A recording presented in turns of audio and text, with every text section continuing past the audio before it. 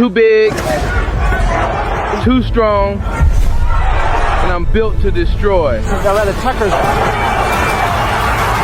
Is 1987. At just 21 years old, Mike Tyson is already the terror of the heavyweight division, holding 2 championship belts. Trying to hold on.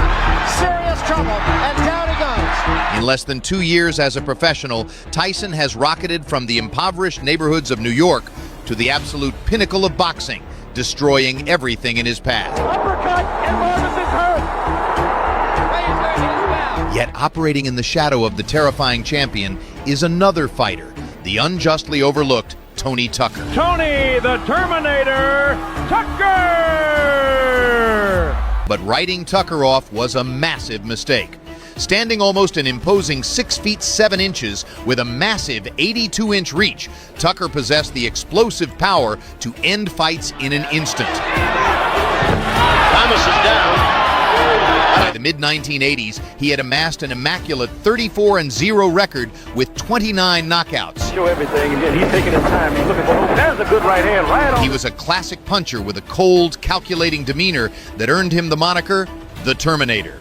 His signature weapon was a devastating right uppercut, a nightmare for shorter opponents like Tyson. And he's got him on the ropes, and I mean on the ropes. I don't think Washington can land this round. He's wearing Robbie punch. Aggressively punching. Yeah. See how slow Rouse's score of him. Yeah. He goes from a right uppercut. Despite his undeniable struggles to defeat Douglas via a 10th round technical knockout.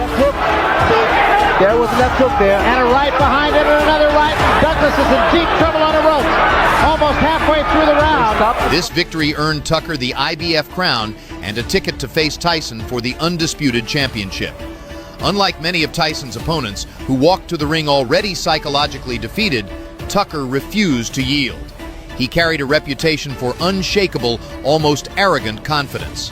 While bookmakers predictably installed Tyson as an 11-1 favorite, boxing purists warned that the Terminator was a live underdog. But, you know, Tony Tucker is a problem. This guy's 35-0. He's got a lot of experience.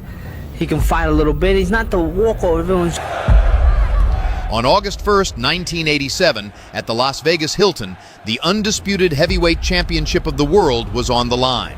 The bout served as the grand finale of an ambitious tournament orchestrated by Don King and HBO to unify the division. For the first time in heavyweight history, 2 undefeated champions clashed. Tyson brought his WBA and WBC belts. Tucker brought his IBF title. Both were young, brimming with confidence, and fiercely determined. Tyson boldly declared he was taking the 3rd belt home to erase any lingering doubts about his greatness. Tucker countered, stating he was vastly underestimated and ready to fight for his legacy. The opening bell rang, and the crowd held its breath. On the run, as it were. And we'll see what kind of tactic Tucker takes. At the opening bell, Iron Mike immediately hunted for a knockout, throwing vicious hooks. However, Tucker smartly tied Tyson up, neutralizing his power, and even landed a thunderous uppercut that momentarily staggered the favorite. Is he strong enough to do that? Well, that was a good right hand by Tucker. That might have been the best shot that Mike Tyson has ever taken right there. Did you know that uppercut blocked Mike Tyson? This, technically speaking, no one gave Tucker a chance. But there are miracles here. The last time Tony Tucker lost a fight was in 1978. You know, a lot of times people say, well, what do you see in Mike Tyson? And we always felt that he was susceptible to take jabs, but I think what Tucker saw in Tyson was the uppercut. He was susceptible to the uppercut because of his style, the way he launches in. That was one of the few times I have ever seen Mike Tyson stopped by a punch.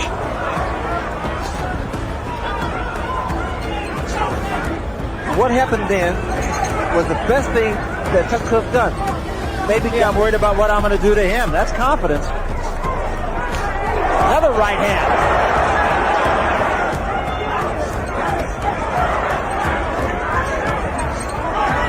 And another right hand by Tucker. Tucker seems willing to brawl with Mike Tyson early. Big. So Rooney just being a realist.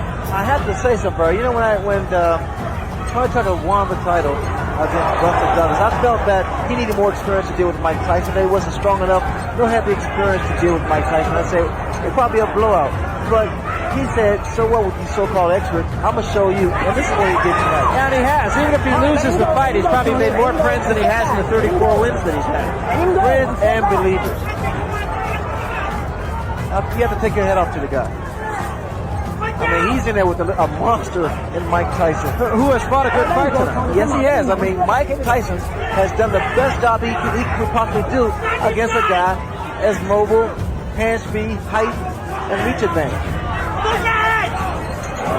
And a guy who wasn't in there just to survive either. Step back. Come on, here you go. Come on. Step back in the right hand. Watch out. All right, let's step back, Mike. Not handed. Here we go.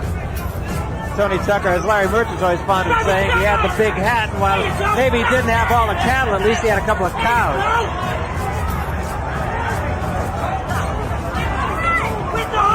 A right hand just barely grazed the chin of Tony Tucker.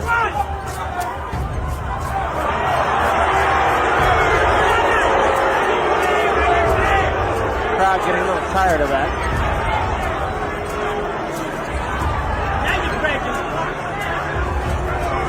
13 to 113 and 116 to 112. At 21, Tyson had achieved the historic feat of becoming the undisputed heavyweight champion, yet he remained dissatisfied. Tucker had subjected him to a grueling test, becoming one of the first men to drag Tyson the full 12-round distance. Tucker firmly believed he deserved to have his hand raised that night. Years later, the former champion revealed he had fought with a broken hand. "If my hand wasn't broken, I would have knocked him out," Tucker reflected. "I injured it in sparring, but my father convinced me I would heal before the fight. Tyson didn't hurt me once the entire night." Tucker desperately wanted a rematch, but Tyson's eventual prison sentence derailed those plans. Tyson would defend his undisputed crown 6 more times until that fateful night in February 1990 against James "Buster" Douglas. But that is another story entirely. Here is the decision of the judges. We have a unanimous decision. Judge Phil Newman scores 119-111. Judge Julio Roldan scores 118-113. And Judge Bill Graham scores 116-100. Professional fight. Don't help him. Trying to give Tyson the eye, and I am glad. I tell you, I am glad I am this side of the ropes and not that side of the ropes.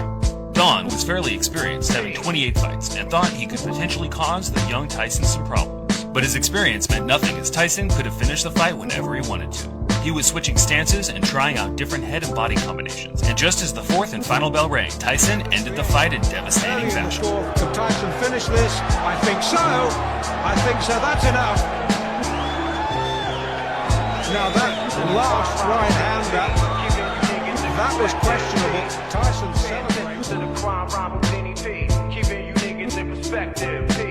I'm starting to think that you're unstoppable. Do you feel that you're the best heavyweight in the world, and you can step in with anybody right now? I know just a number of months ago you said just a few more fights. Built up an unbeaten record as a pro and was the first to challenge Tyson for his unified titles. Boxing experts Larry Merchant and Angelo Dundee felt that Biggs could be the first man to beat the seemingly invincible Tyson. But that plan fell through after 7 rounds of pure punishment from Iron Mike. Biggs started to become a stationary target, which is wrong. Does the most damage. There was a big right hand, best punch of the fight. That was the left hook, Barry. That was the left hook I was talking about. And another big left hand, and Biggs is hurt. And there's a huge left hand. And a combination by Tyson. Biggs holding on a great deal now. There was a right hand by Tyson. And another. All the way back to amateur days. Another left hand, and there's a great shot. Biggs is in trouble. Oh, this is it.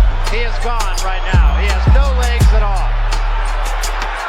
And 10 seconds to go in a round. There's a left hand. He's down again. It's over.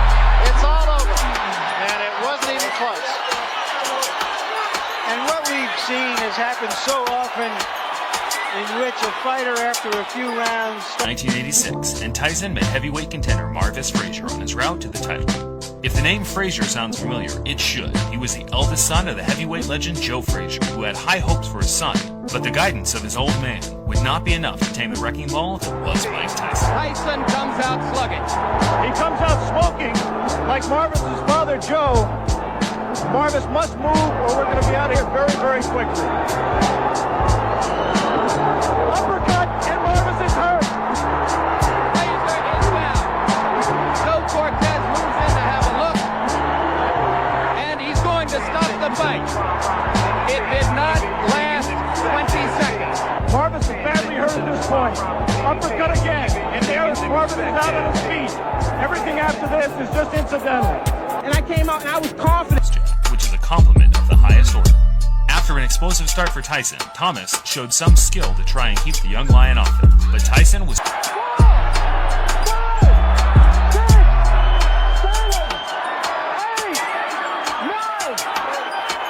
It's over.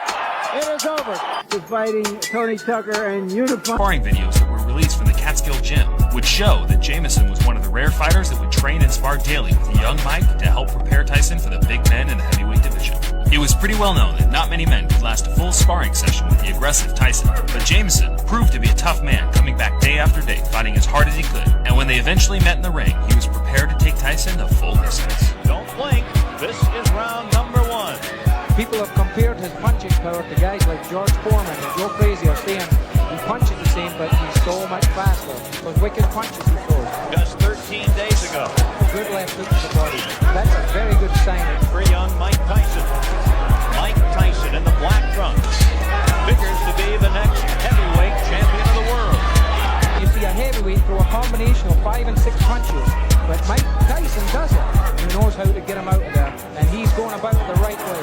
Here he comes, Tyson, who wants to be a finisher like Ray Leonard, Ray Robinson, and Joe Louis. Mike Tyson takes 2 steps forward. Let's go with a couple of lefts now, a right, a left. He's got him down.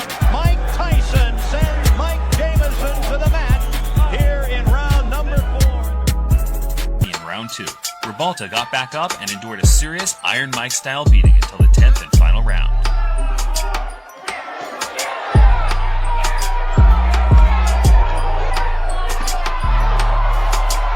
Good examples right there, and then the uppercut behind it. And